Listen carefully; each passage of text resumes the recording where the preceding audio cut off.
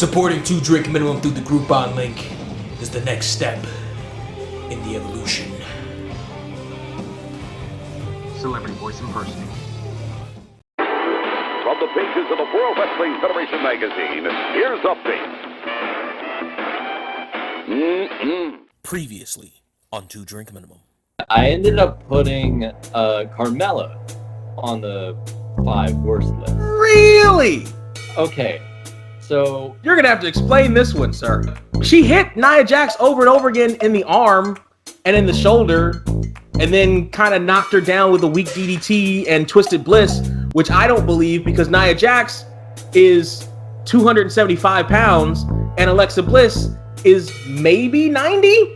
Here's the only reason why this match is notable. 2 reasons. A, it's Miz's first title win, and the biggest reason is because that's where we get the Angry Miz Girl meme from. Braun Strowman, when he won 2018, Money in the Bank. This is unprecedented before because your number 4 is my number 3, so I'm just gonna jump right in and go right along with you. There was a time when I was a Baron Corbin fan. Oh, you were the one. And that's it. Listen, we're on the same wavelength again. That's my number 2, Baron on Jinder Mahal. That was awful. It was awful on so many levels. First off, it was awful because it forced me to watch another Jinder Mahal match. The first clean Money in the Bank loss, which was Damian Sandow. There's not much else to say about it. After Cash-In itself, he quickly became forgotten and a complete joke. Yeah. There is. And I have a lot to say about it right now, in fact, because again, we're still in that same wavelength because that was my number 1 worst cash-in. John Cena has him in the STF, and then all of a sudden, I mean, I don't know if anybody else heard this, but I could hear heavy breathing coming from when Big Show chugging down. I don't care about The Rock. I don't care about any of that. I was just going to say, well, you know why, right? Because they had other things they had to book. They had other things they wanted to do.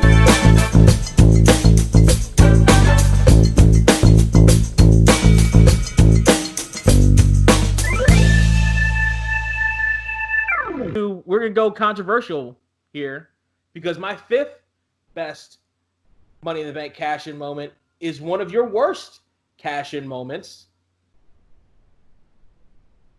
Brock Lesnar on Seth Rollins at the end of Extreme Rules. And I don't remember. Now, were you there with us when we watched this in real time? No, I was not. Okay. So first off, this is another reason I won't forgive you for this because it forced me to watch that stupid tag team match. That dumb, boring, stupid tag team match. The only moment in that match, there's only 2 moments in that match that mean anything. Lacey Evans having Seth Rollins' name written on her butt and Baron Corbin deep sixing Becky Lynch. Everything else in that match. It was the end of days. End of days. Yeah. Everything else in that match was dumb and stupid. It made no sense. How do you have an Extreme Rules match, but there are rules anyway? You can't tag in and out, and the competitors can't touch each other if they're a different gender. Well, then why are you having an intergender? Why are you having an Extreme Rules match? And why are you having matches where people can go? What's the tagging? Why are we tagging? Why are we obeying rules? Why are we obeying rules if it's Extreme Rules? Why do I have to sit in the corner? 2019 logic. Why do I have to sit in the corner in an Extreme Rules match? If you're just it should just be the 4 people beating each other up. The whole rule number 1 is that there is no rules. Dumb. But the whole night in general was changed completely when Brock Lesnar came out. The whole tone of the event, and listen, for everybody that talks about Brock Lesnar and goes on the internet and says, I don't like Brock Lesnar, blah, blah, blah. You are wrong when Brock Lesnar comes. You are a liar because when Brock Lesnar comes out, you all love it. You're excited. It. You love when Brock Lesnar comes out. That's just the crowd. No, in real life, while you're watching it too, you love when Brock Lesnar comes out because you know something big is going to happen. And that's exactly what happened here. I knew something big was going to happen. It was a stupid match, and Seth Rollins really didn't take a whole lot of punishment in it, but finally he took enough, and Brock saved Brock saved the entire night, really. Brock coming out, saved the entire night. F5 in the whole thing. Just complete destruction of Seth Rollins' night. And, not only did he have to see his girlfriend get beat up, but then he gets beat up and loses the title. It was a good moment to take the championship off of Seth. It was a good moment to put the championship back on Brock for whatever they wanted to put the championship back on him for. I liked it, but you didn't. No, I totally get the argument itself. Mm-hmm. For me, it's just more against Brock. Okay. Rather than the cash in itself, it's the fact that he won a match that he wasn't in. The fact that it was essentially false advertising city for like 2 months when he had the briefcase. Of every week they're like, guys, make sure to tune into Monday night. Brock's gonna cash in his Money in the Bank contract. Yeah. So it's not necessarily the cash in itself. The cash in itself was a fine moment. Brock won. Only there to set up Seth Rollins beating him again, which they really didn't need to do. No, they didn't. Especially since we've seen this, oh, can I beat the Beast story 12,000 times now. Right. You're right. Yeah. You're right. So but I will give it credit. If he didn't win, we wouldn't have had Boombox Lesnar. Boombox Brock. Brock Party. The Brock Party. Boombox Brock was amazing. I like when Brock Lesnar, because here's the thing. Here's another reason why and this is totally off topic, but here's another reason why I say people who don't like Brock Lesnar are liars. Because Brock Lesnar is one of the last guys to not be scripted down to the absolute letter and told when he can and can't breathe and follows it. Brock Lesnar, to the extent, follows the plan, but Brock Lesnar will then dance to MVP coming out at the Royal Rumble, or hug Shelton Benjamin. You know what I mean? He'll do. There's other things that he'll do. You know what I mean? Like Boombox Brock. It's yeah, that's why we like him. He's gonna kill everybody, but that's why we like that monster. All right, what's your number 5? My number 5 is Edge. The first Money in the Bank winner, Edge. That's number 5. See, with these top 5, I have gone back and forth so many times. I had him at number 2 at one point. Mm-hmm. So I've really switched things a lot. I can understand that. But looking back at it, I'm putting him right here, and I'll probably change my mind 2 minutes later. But right now, it's on recording. He's number 5. Now, why is that your number 5? I think, for one, first of all, it's the first Money in the Bank winner. This is the first time it's set in stone. Mm-hmm. And even though we were told what's going to happen and how this is going to work, nobody really expected it to be the way it was. Mm-hmm. So we had, what was it? New Year's. What's that pay-per-view called? It was New Year's Revolution 2006. New Year's Revolution. And they had this big match where John Cena just barely scrapes out alive. Elimination Chamber. At Elimination Chamber. Beats all the other guys. And then Vince McMahon comes out. Which is very different because he hadn't done that with any other of the other ones afterwards. Right. He comes out and announces Edge is cashing in the Money in the Bank contract after 200 whatever days, almost 300. Mm-hmm. He comes out almost a year because he won it at Mania, so he was maybe 3 months away. Yeah.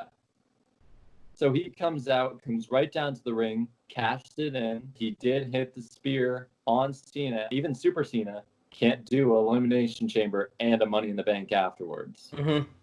And he was beat. Edge won the belt. He stole the belt. And this is what made Edge's career. This is what turned him from mid-carder to headliner. It's how he got his nickname of the Ultimate Opportunist. Mm-hmm. Yes. This set up his career and the power that you can get from the Money in the Bank briefcase. All right, that's not bad.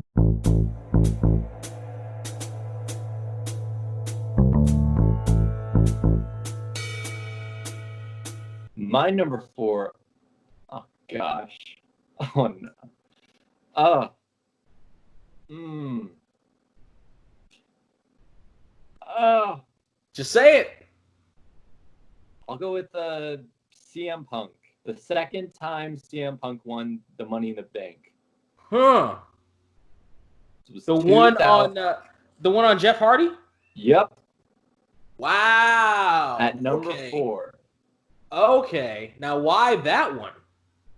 Because I just remember watching the cash-in itself, and I think the story to it it's very simple, but it's so well done. I think the cash-in itself is so well done on Jeff Hardy, who at this time, is one of the most likable baby faces they have. Yeah. And he comes out of this match, and when CM Punk cashed it in on him. This is a ladder match he just finished with Edge, by the way. Yeah. He just finished with Edge. And then didn't he like hit Edge from behind? Or am I thinking no, that's Jack Swagger. Man, Edge is involved in a lot of these.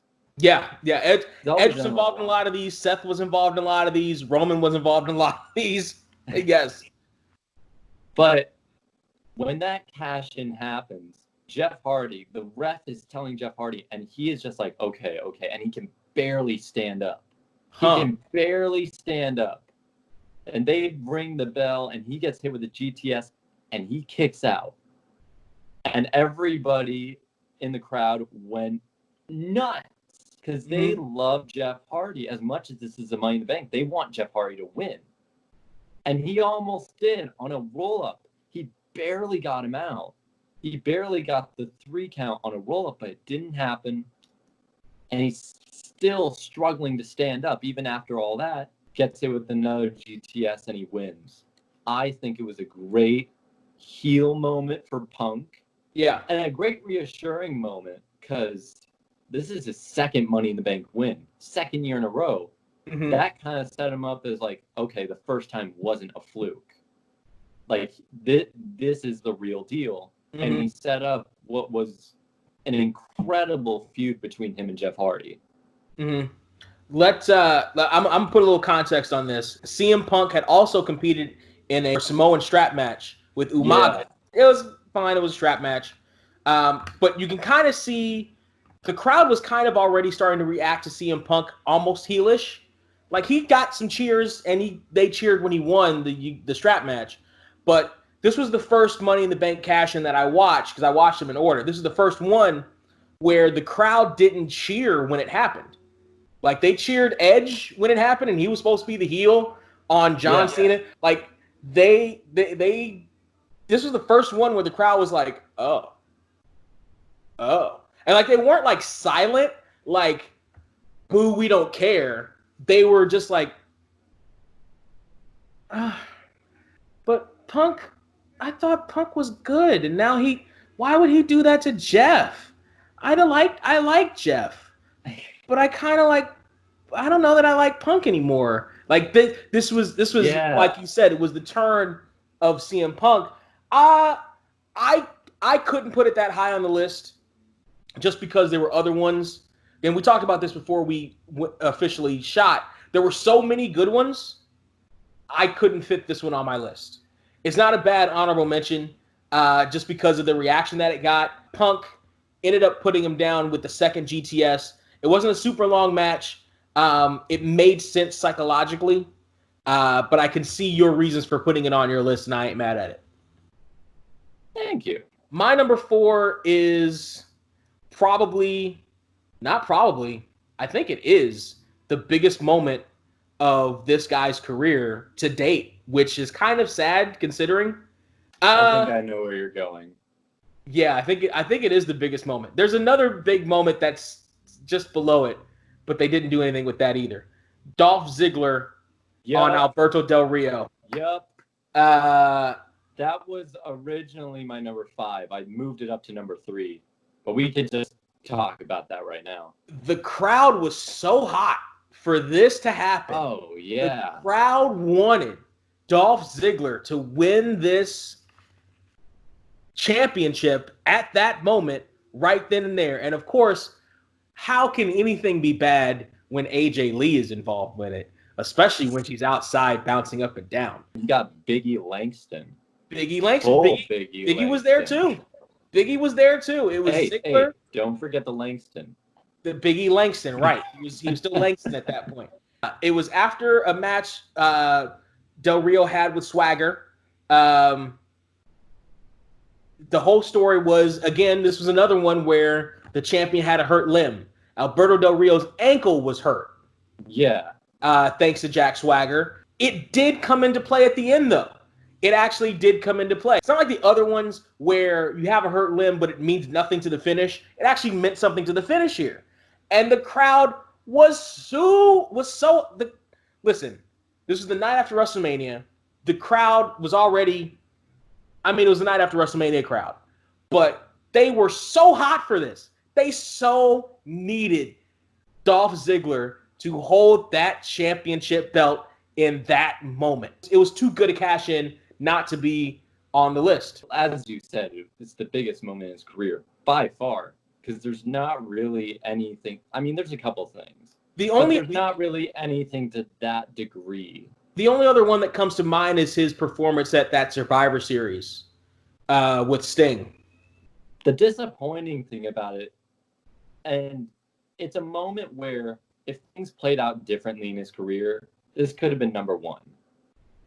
It could have been a number one moment. It's just, it felt like, once again, WWE fell like 4 or 5 months behind the curve here, behind the reaction, and didn't quite go with it. Well, yeah, and what they did was they ended up doing the same thing here with Ziggler that they ended up doing with somebody else who cashed in, who may or may not be on your list. I don't know, so we won't go on to that one just yet. We'll save that for a little bit later. But where, okay, he cashes in, he wins the WWE's version of the big gold belt, and then he's relegated to the mid-card, and we don't care about him as champion. He's not the guy. He's not even one of the guys. He's in the middle of the card, and it doesn't help his career. Now, yeah, you could say there are reasons for that or not reasons for that. My biggest knock on Dolph Ziggler has always been he's never created his own person. He's always just been a cheap knockoff of Billy Gunn and Shawn Michaels to me. Like he's never created his own lane himself. Like he's never been himself. That's always been my knock on him. But at this moment, this could have and should have been the catalyst to change whatever you needed to change with him to make him that next guy.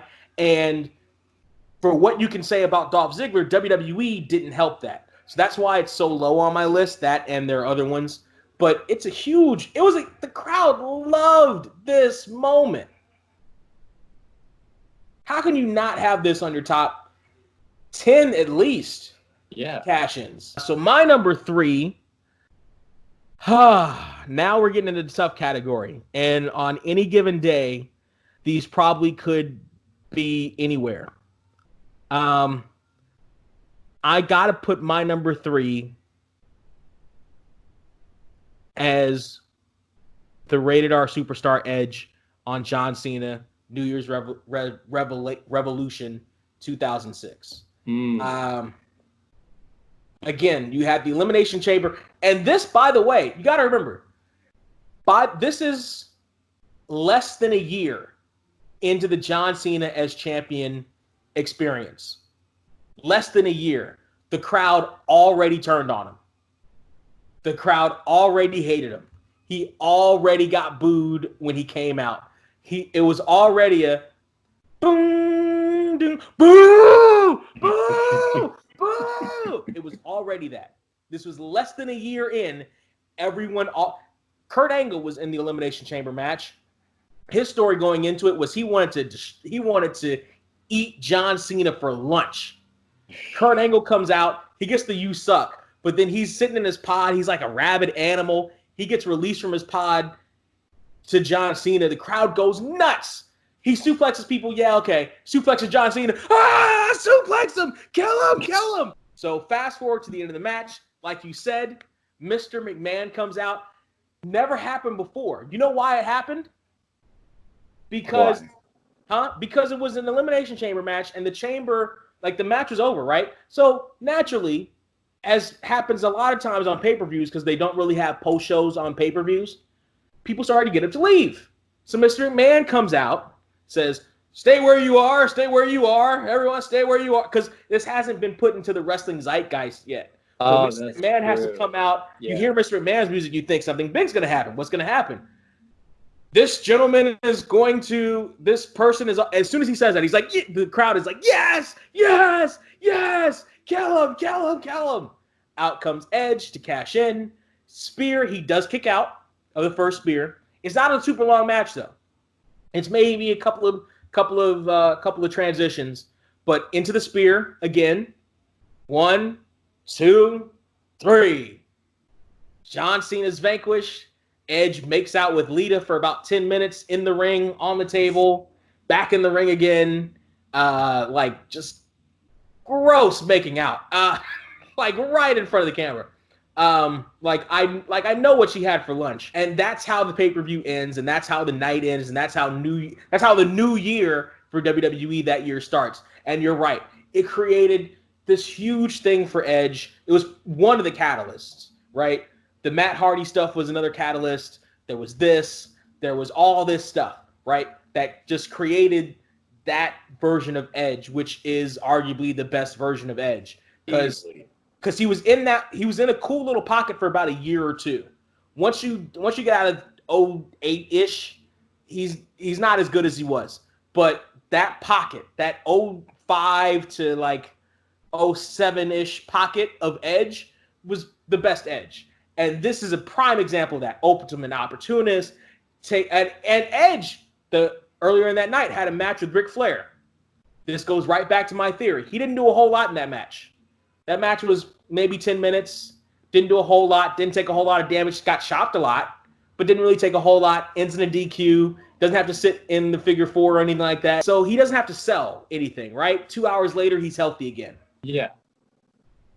Great cash-in. Legendary. Set the bar. Set the standard. It does. It absolutely sets the bar.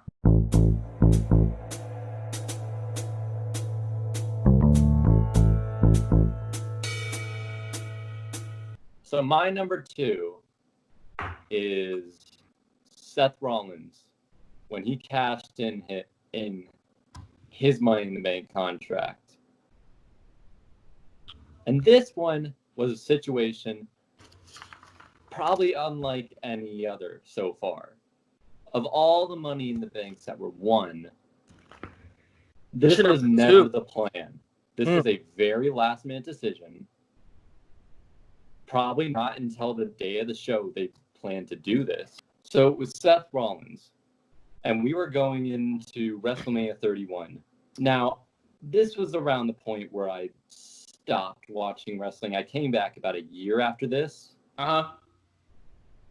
But this is one of those moments where I'm glad that I missed it, but also sad at the same time.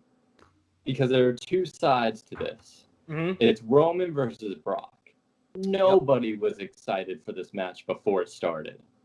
No. Not a single person. No. Everybody bagged on this feud. Yep. Nobody wanted to see Lesnar win. Nobody wanted to see Roman win. Yep.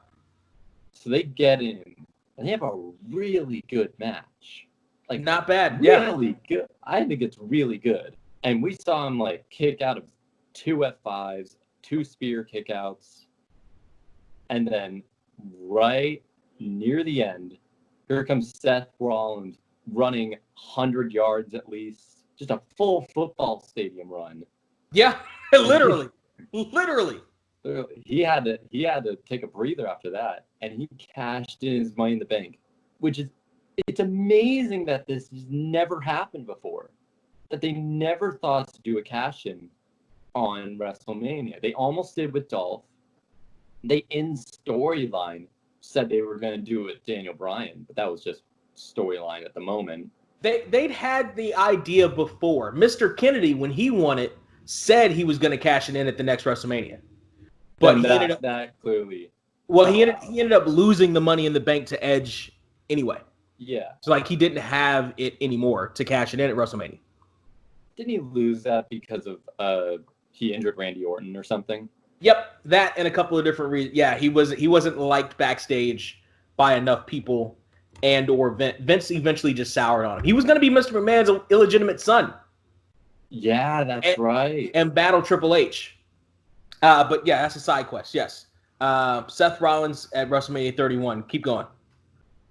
So he cashed it in, and at first, I guess I wasn't the only one confused. People were also confused on like, so is he cashing in on Brock? Is this a Brock match? No, it's a triple threat. Turned into a triple threat. It was great back and forth. Like, even watching this after it happened, I was still on the edge of my seat. Mm-hmm. Yeah. Brock was going to hit him with an F5. Roman got speared. And while he was getting up, Seth Rollins curb stomp. 1, 2, 3. He wins the belt. He runs all the way up the ramp. Sure does. With Michael Cole, one of the only good calls in his entire life. Seth Rollins with the heist of the century. Good call, that's Cole. That's how you end your show. Yep. Listen, that's my second slot too. That's my second one as well. Again, you got to remember everything that happened that night. This was one of the starts of one of those super long WrestleManias.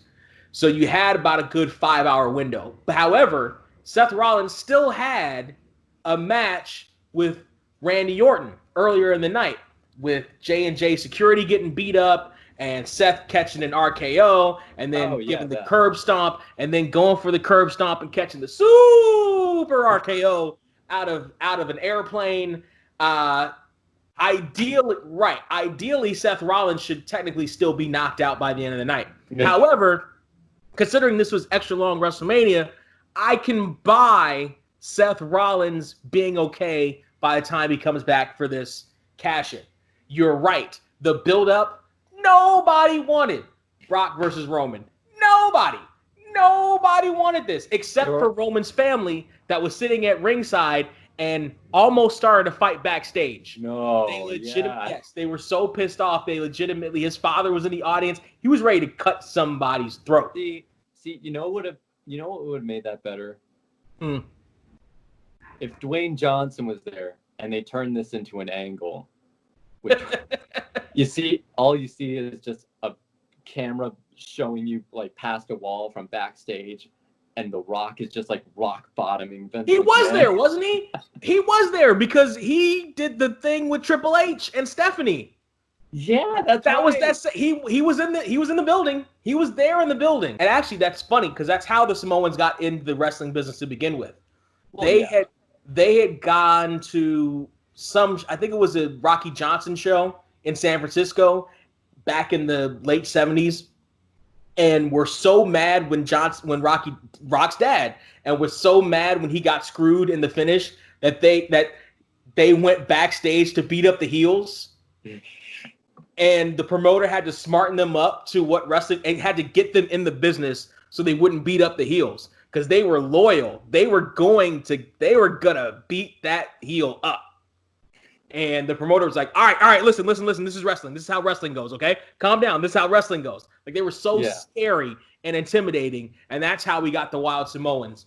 They were about to do the same thing WrestleMania that night because that was supposed to be Roman's crowning achievement. And there are a couple other ones on this list. There's one other one in particular. We can talk about that a little bit later. That's supposed to be Roman's crowning achievement, but they balked on it for this. Now, They did the right thing here, though, because nobody wanted to see it. And Seth Rollins' music, the entire place went up like pardon the pun, like a Roman candle. That place was lit. Yeah. Everybody was like, yes. The energy in the arena tonight is electric. It's absolutely electric. And they booked it really well because Seth beats Roman, fuels that feud. He doesn't beat Brock. Brock doesn't officially lose the title, but he loses the title. So that sets up the night after where Brock is chasing Seth Rollins. We're literally running around the ring like a dog chasing a toy. Like he's literally like, I'm going to eat you right now. It is such a glorious moment. It is so fantastic. You can't do that with somebody else because you got to have Seth Rollins' energy. This is probably one of the moments where, and over the last year or so, you didn't get to see this a lot, and I think that had to do with the way WWE has a tendency to book their babyface champions. They tend to take all the cool things you liked about them out of them. Like they did that with Diesel. They did that with Shawn Michaels when he first got it. They did that with Roman, which is why people don't like Roman now. And they did it with Seth. Cena. They did it with Cena. Right. Yes. And they did it with Seth, where they try to turn them all into Hulk Hogan. Right. And so this is still heel Seth Rollins. He's still in the Authority. This is still heel Seth Rollins. So he's still cool. He still comes out. He barrels down that. The only other WrestleMania run that beats it is Little Nate coming out at the end of that Edge Undertaker match from WrestleMania 24, I think it was. That's the only one that beats it because it was a longer ramp. But Seth Rollins books it down the memes that came out of that, fantastic. Hey, any run with the Ultimate Warrior. Warrior didn't have that long a ramp to go down, except for WrestleMania 8, and he still missed his cue. Hey, he did it. He did it with passion. Yeah. Actually, no, he didn't miss his cue. Papa Shango missed his cue.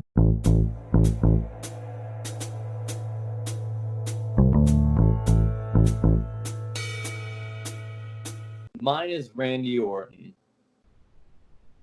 On Daniel Bryan? On Daniel Bryan. Okay. I know a lot of people hated that moment because, you know, they love Daniel Bryan, but the same reason that you mentioned the Carmella moment, it was fantastic heat. Agree. And it was a super big twist that no one really saw coming. Agree. Nobody expected Randy to cash in on him. Nobody expected Triple H to turn on him and set up, you know, your top heels for the next 6 months to a year. Mm-hmm. I agree. And the way they did it was really good, too, because they did the entire fireworks package and everything.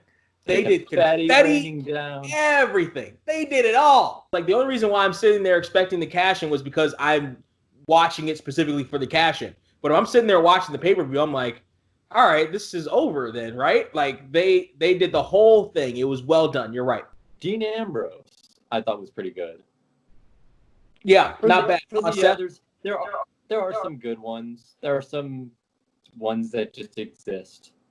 Mm-hmm. But this was really good, especially for Ambrose, people have been waiting years for him to finally get his hands on one of those championships. Mm-hmm.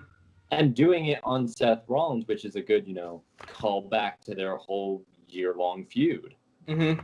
Yeah, no, that's also on my list of honorable mentions. You're right. This was this was one of the really good matches I was talking about with Roman Reigns. I was like, oh yeah, this guy's kind of good. Actually, no, this match wasn't as great as the other ones because the crowd died somewhere near the end. There was a lot of lagging in this one. There was a moment where the crowd started chanting, "We want Ambrose." Near the end, and I was like, they okay. could see it coming. Yeah, this was the night where all three members of the Shield held the belt at some point by the end of the night. Roman gave it to Seth, gave it to Dean. And you know what's funny? I kind of checked out of wrestling around the point before the Shield broke up. And I came back. The first episode I saw was they were promoting those three for their WWE Championship match at Battleground. I'm like, and they waste that match on a Battleground of all pay-per-views. It's so weird. Yes. I almost said double take, like, wow, they all three of them made it. Yep. And then I looked back and it's like, not quite, but still, it's the thought that counts. Yeah.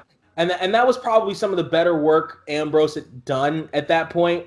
Because I watched the Money in the Bank match too, and again, same thing. He didn't do a whole lot in the Money in the Bank match. But you're right, not a bad honorable mention. Punk's first cash-in on Edge. Honorable mention. It was good. It was nice pop. Not as momentous for me as the other ones.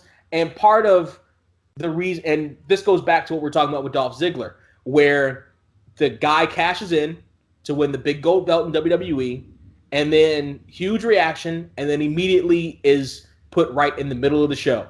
They did the same thing to Dolph Ziggler that they did to CM Punk that year, and that was terrible. Yeah.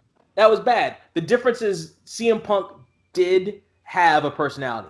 CM Punk did have his character. CM Punk did know who he was at that point, and they could have built on that. They just didn't want to because they had another Shawn Michaels Triple H match to promote or whatever it was. You know what I mean? Like they had it was one of those things where it was like, well, then why do it in the first place? If you're not ready to elevate him, then why go through the motions of elevating him to that level? It's like a kid with his toy. You're going to play with the toy, but then you lose it for a year. And then when you find that's when you start playing with it again. Right. I also had Carmella on Charlotte. I liked it better than you did. But again, I see your point. The whole Carmella as Ms. Money in the Bank storyline is hampered by the fact that they went back on the decision and redid it 2 weeks later. That was stupid. That was really stupid.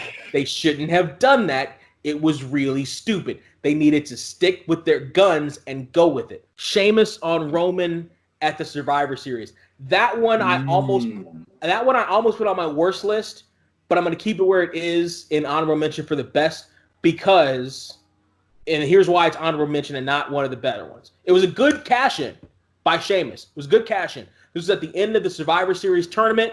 Those were the matches where I was like, these are some really good Roman Reigns matches. This should have been Roman Reigns' crowning moment. The crowd didn't hate Roman Reigns in this moment because they saw him go through two really good matches, honestly, that night. And it was and I think they kind of resigned themselves to, okay, Roman's going to be the guy. Yeah. But then they take it off of him to give it to Sheamus because Roman Reigns didn't join Triple H. So now he's got it. So as soon as he gets it, he's got to chase it again. And I feel like the crowd had just gotten used to him having it. So they kind of should have just stuck with him having it and had Triple H chase him at least for a month or two, then have Sheamus come in and win it if they're going to do that. Yeah, but the annoying thing was that they wanted to give you the moment there, but they also wanted to give him the moment at Mania. Right. So that's what set up again. Right. Exactly. And it's like, listen, this is one of your big shows, Survivor Series. This is one of your top 4 shows of the year at this point because they don't have King of the Ring. Royal Rumble, WrestleMania, SummerSlam, Survivor Series. This is your 3rd or 4th biggest show of the year, depending on the year, right? Let him have the moment then. Why not? Why go back on it? It's a bad decision to me, and that's why it's honorable mention.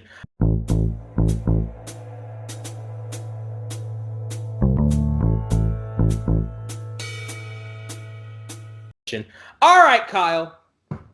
Your number one cash-in moment, and going through your list, I think we might agree here. This is unprecedented. I think we might agree with our number one moment here, too. I think we might. Just in case we don't. I'm wondering if we should say it at the same time, just to see if we got it right or not. No, because we're doing this over Skype, and we won't be able to do anything at the same time. Yeah, that's right. Fair point. Go for it. My number one, I hope you got this. I think we do. Is Rob? Yeah. Van Yeah. Dam. Yes. Listen. I have a tendency to get carried away. So no, you go first. You go first because you go first. He was the second Money in the Bank winner, and he immediately set himself apart from Edge by naming his date. That's right. When he was gonna cash it in. That's right. He's a nice little baby face. That's right. But he didn't just do it anywhere. He did it on ECW territory. That's right. And when that match started, That's right. that crowd, that is the most hate I have seen for anyone to this day.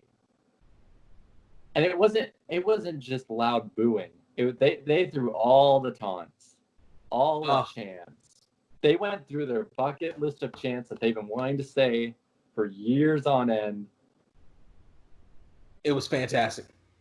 It was amazing, and it turned the match. Let's veer off here for a moment, so we can go piece by piece of this. Yeah. The chants, the beginning of the night. John Cena comes out. This was the start, by the way, of John Cena coming out. This is one of the starts. This is one of the first times I remember knowing when John Cena was going to lose, because John Cena, if he was going to win, he came out with a big smile on his face. If John Cena was going to lose, he came out grumpy. And you could tell as soon as he sat on the thing, he came out, I'm going to lose my belt. You could tell. Because he wasn't crying. He came out mad that he was going to lose his belt. So he comes out mad. John Cena sucks, right? The crowd chants along with John Cena sucks. If Cena wins, we riot, that whole thing. And I believe them. Of all the wrestling signs I've ever seen in my life, I believe that one. That building would have came down that day. It would have been a massacre. If John Cena would have lost, the aftermath would have been maybe better than anything else. I think he probably would have had to run out of the arena. He wouldn't have made it out of the arena. But John Cena does his normal thing, throwing his hat into the crowd. The hat comes back on the apron. Throws his shirt into the crowd. The crowd throws it back. Right back throws it again further. They toss it to each other. They toss it back. Throws it back again. They toss it to each other. They toss it back. Throws it back again. People are blowing their nose in it, spitting it, throwing it back, throws it back again. The guy spitting it, throws it. Guy wipes his butt with it, throws it back in there, flips him the middle finger. I like you. I like you. Oh, they were in a frenzy to see John Cena get ripped apart that night. Oh, that's the close for anybody who's never gone to an independent wrestling show. That's the closest you are ever going to get, maybe even again, honestly, to a really good independent show crowd. Yeah. To a crowd that really is into what they're seeing there's a whole different energy.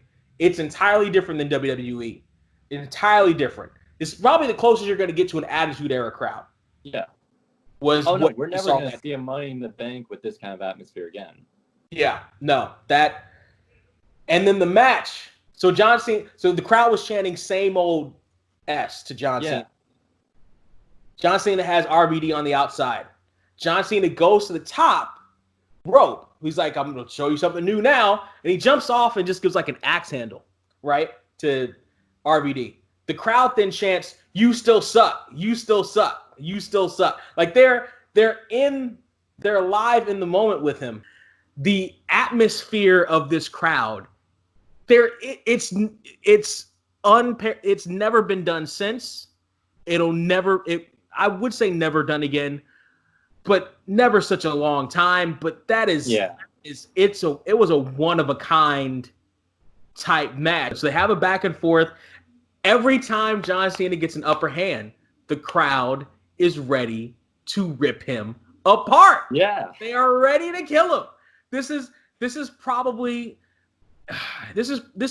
what the old school wrestling people talk about when they're talking about nuclear heat, when they're talking about just people in the crowd with knives ready to, that would cut some wrestlers sometimes. And what we were talking about a little bit earlier with the Samoans, this is as close as we've gotten in a long time to that. I don't know if we're going to get it again, because this was maybe the last crowd that believed in something in wrestling. You know what I mean? Like, even the AEW crowd, they like AEW, they like Orange Cassidy, right? They don't believe in Orange Cassidy. You know what I'm saying? You know what I mean? They as much as Cody Rhodes is good right now, especially since AEW, since leaving WWE, Cody really stepped his game up. Really great. Incredibly. But he's not, and you can't have that all by yourself. It's this whole thing. ECW was only gone at this point for 5 years. This was still in the same building with a lot of the same people. Yeah. It's a one-of-a-kind moment. It'll never happen again. And the celebration was so fantastic. The Big Show comes out there first. He's the first guy out there to celebrate with them. But Van Dam shoots immediately into the crowd and up the stairs to see his wife, Sonya, who I think may be still... No, he got divorced. He got divorced from her, and now he's with his new wife and girlfriend at the same time in Impact. And I got to tell you, Rob, mazel tov on that one, baby. And he made it an angle, like the shoot. That's really his. It's really his wife, and it's really his girlfriend together with him. That's fantastic. But he runs up the aisle. He celebrates as his wife, and in the crowd, and the crowd just showers him in praise and cheers and everything. It is a moment. It is a moment.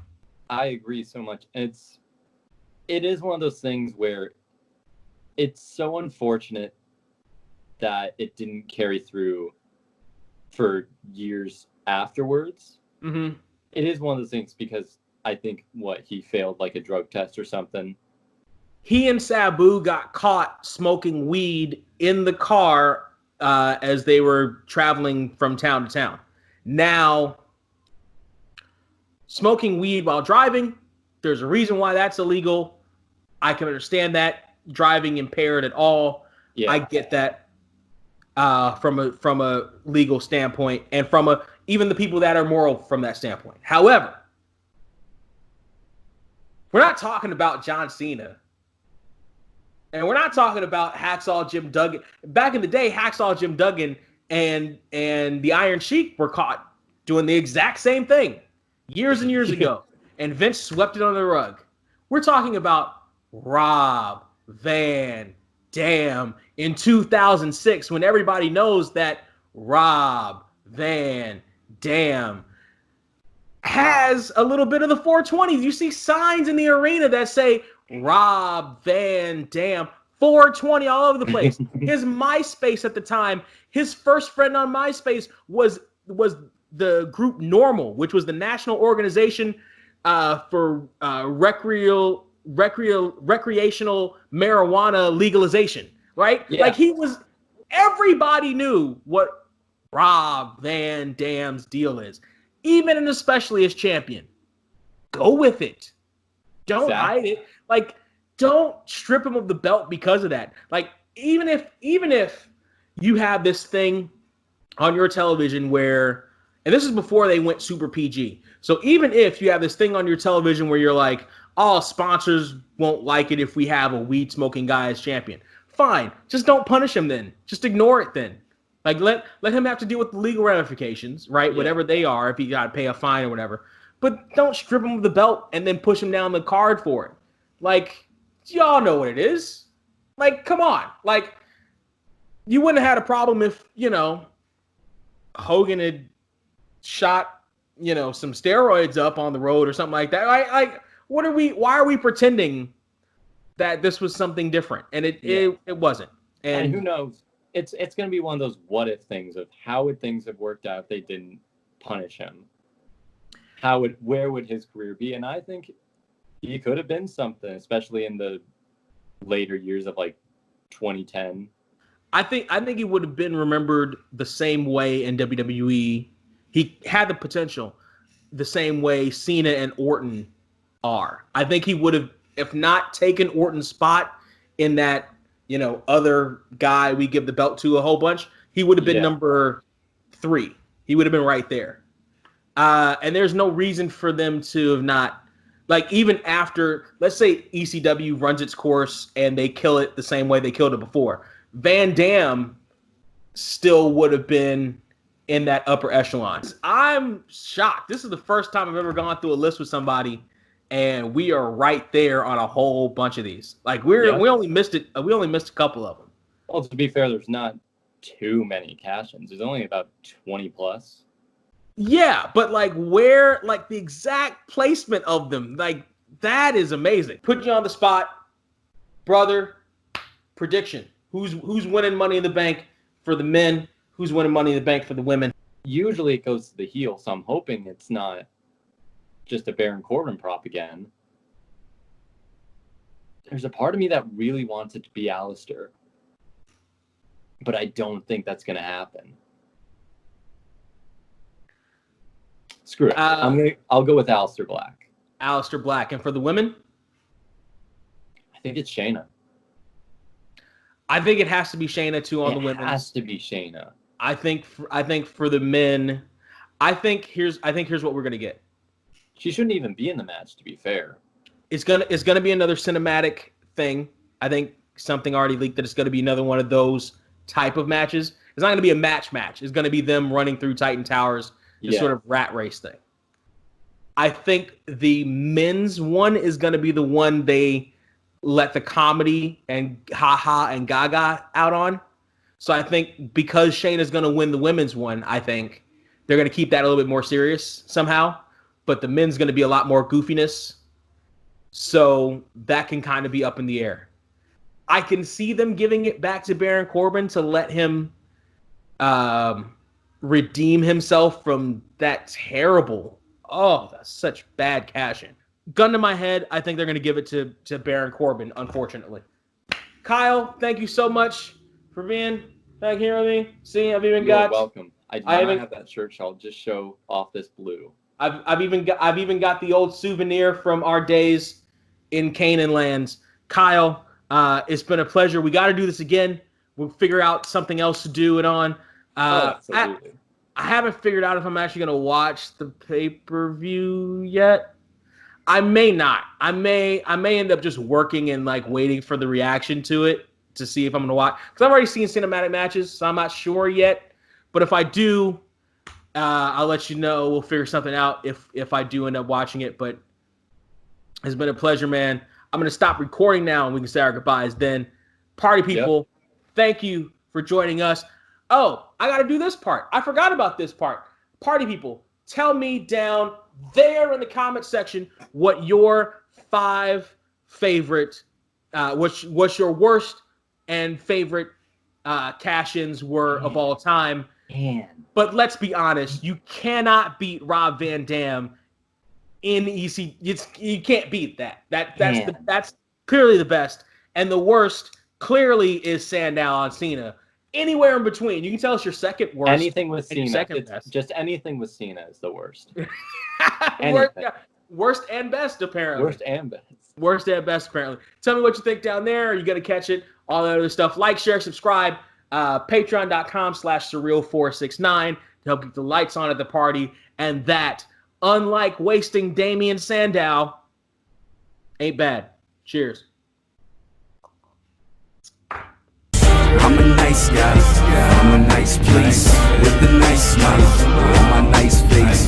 Turn it back and I'm making sure my night's straight. And when you're out of town, I'll be making sure your wife's straight.